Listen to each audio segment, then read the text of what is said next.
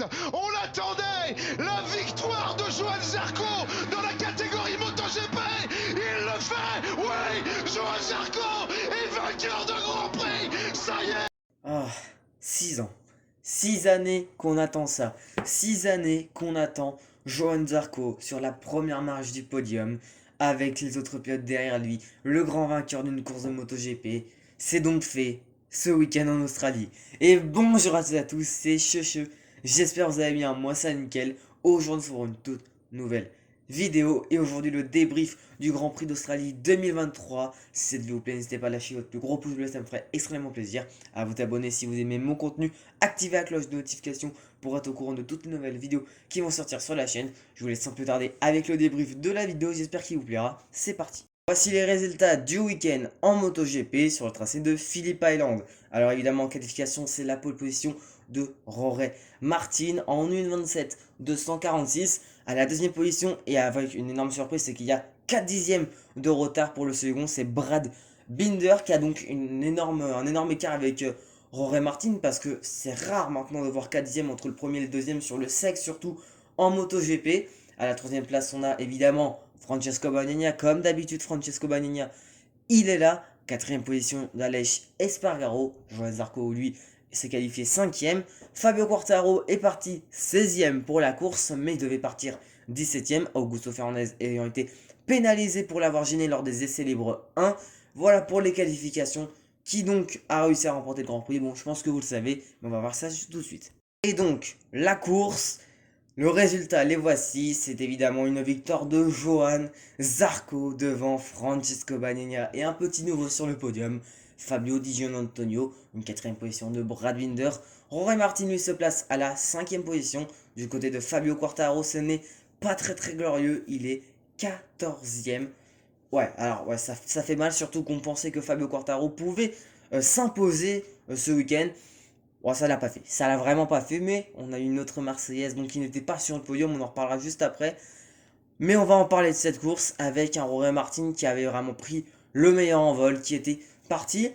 Mais quand j'ai entendu pneu tendre pour Jorge Martin, j'ai fait il va pas faire la course. Alors, je pensais pas que ça allait être Zarco qui allait gagner. Moi, je vous dis que Zarco, je me suis dit, s'il peut faire podium, ça me ferait extrêmement plaisir. Et comme on l'a vu, Zarco, c'était pas le meilleur en vol, comme d'habitude. Il était aux prises avec Aleix Espargaro. Puis, voilà, je sais pas comment il a fait. Il a été incisif dès le début de course. Pour une fois, Johann Zarco a été incisif sur le début de course. Voilà, c'est évidemment un truc qui lui manquait. Il aurait été incisif sur un début de course, par exemple, je sais pas, en Argentine, il aurait peut-être pu gagner face à Marco Bezzecchi parce qu'il a rattrapé le pilote italien, mais comme une bombe en Argentine. Et là, on a enfin vu toute la course, Zarco devant, avec le même rythme que les leaders, même meilleur. Puis ce déplacement sur Francesco Bagnaia qui le place 4ème. Puis le déplacement sur un certain Fabio Di Giannantonio qui le place 3ème. Puis Brad Binder 2ème. Puis le dernier tour, Jorge Martin au pointage, quand on voit sur les écrans sur Canal+, moi je voyais, il y avait 9 dixièmes marqués sur l'écart, puis il passe la ligne, 4 dixièmes, là je savais que c'était fait. Il attaque dans le quatrième virage et je me dis très clairement, s'il passe pas, je pète un câble. Non, franchement, il l'a fait et j'étais comme un dingue. Je me suis dit, allez, il est passé, et quand il est passé, j'ai fait c'est bon, il a gagné, plus personne n'ira le chercher. Pecco, je pense qu'il va pas aller tenter les diables, alors qu'il est devant Jorge Martin et qu'il sait très bien que le pilote espagnol, voilà, la moto, elle est plus rapide à cause du pneu arrière qui était détruit. Puis, c'est bon, j'y ai cru dès que je l'ai vu sortir, vous voyez, de la petite chicane serrée en descente. Dès que je l'ai vu sortir avec un poil d'écart sur Pecco, je le savais, il avait remporté son premier Grand Prix en MotoGP. Et à partir de ce moment-là, ça ne m'arrive jamais. Mais j'ai fondu en larmes. J'étais tellement heureux. Ça fait 6 ans qu'on attend ça. 6 ans que Zarco galère. 6 ans qu'il pouvait gagner des courses. Moi, je pense directement à Valence en 2017, si je dis pas de bêtises, ou 2018.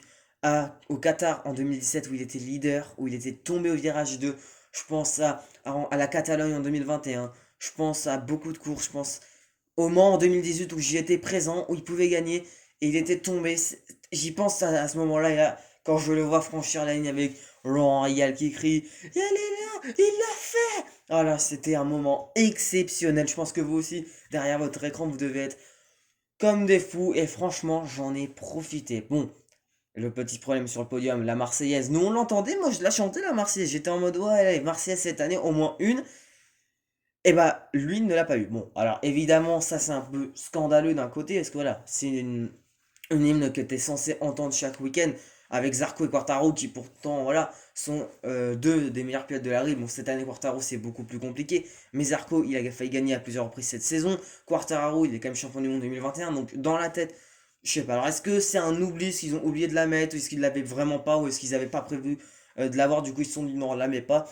Voilà, est-ce qu'on aura plus d'informations, je sais pas, mais en tout cas il a bien savouré. Et on l'a eu, notre petit backflip. On l'a eu. Et c'est pas pour me déplaire. Un petit backflip. Ça fait même pas 6 ans, mais ça fait 7 ans qu'on l'attend. 7 ans qu'on attend un backflip de la part de Johan Zarco. C'était en Moto 2 depuis l'année 2016. En Moto 2. Dites-vous, les 2016 maintenant sont en CE1. Ils sont à l'école primaire. Non, mais c'est fou, moi. En 2016, j'étais en CP et maintenant je suis en troisième. Voilà, donc j'ai attendu quand même le début de mon parcours en primaire jusqu'à la fin de mon collège. S'il te plaît, t'aurais pas pu faire ça avant.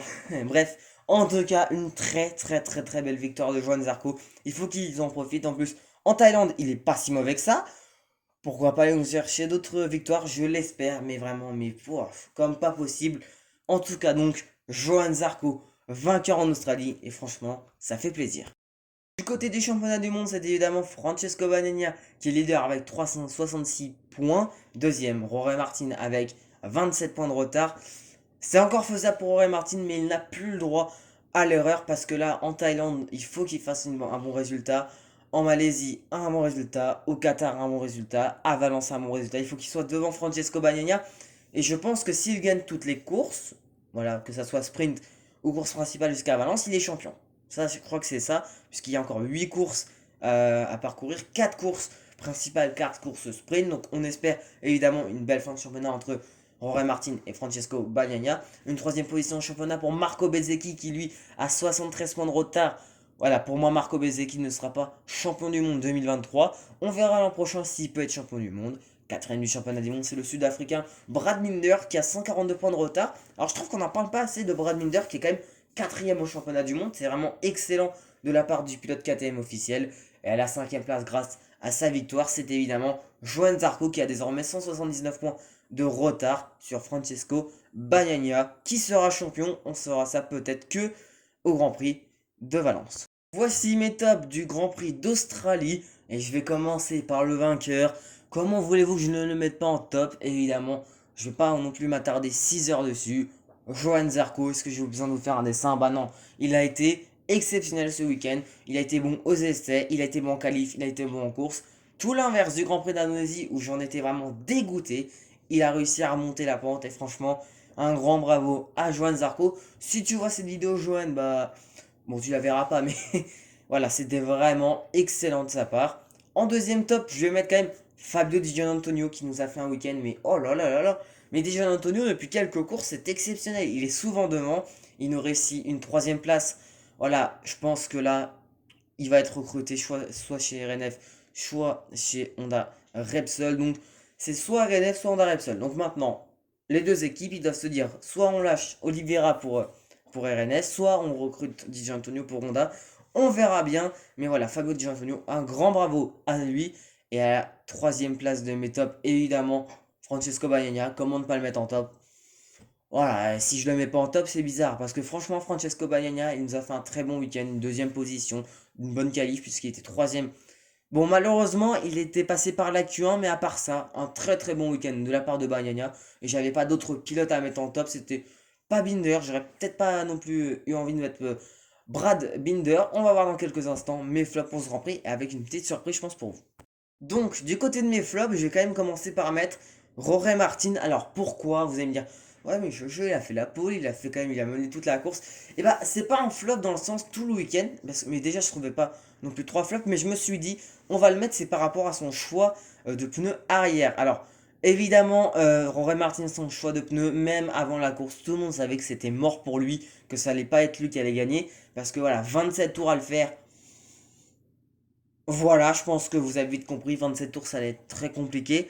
Et franchement, on aurait pu quand même penser qu'Aurore Martin allait s'envoler avec 10 secondes, 15 secondes d'avancement. Alors moi je me promets, je me suis dit en début de course ça va être exceptionnel. Mais voilà, Aurore Martin, il a fait un très mauvais choix de pneus.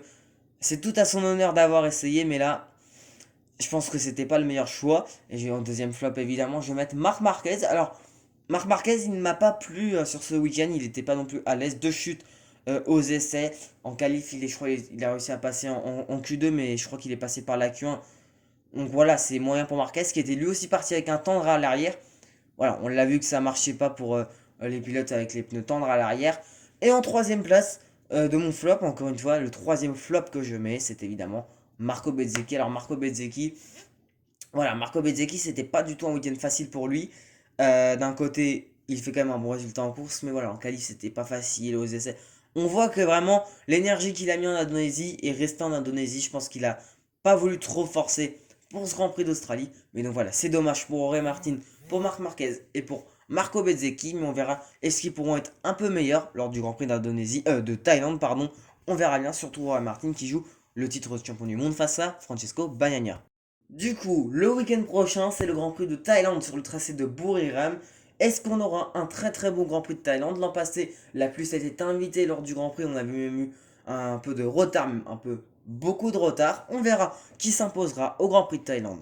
Juste avant qu'on se quitte, dites-moi en commentaire quelle est la course qui vous a fait le plus vibrer dans votre vie. Ça peut être une course des années 80, des années 2000, des années 2020, bref, de toutes les années que vous voulez. En tout cas, moi c'était Checheux et je vous dis à bientôt dans une prochaine vidéo.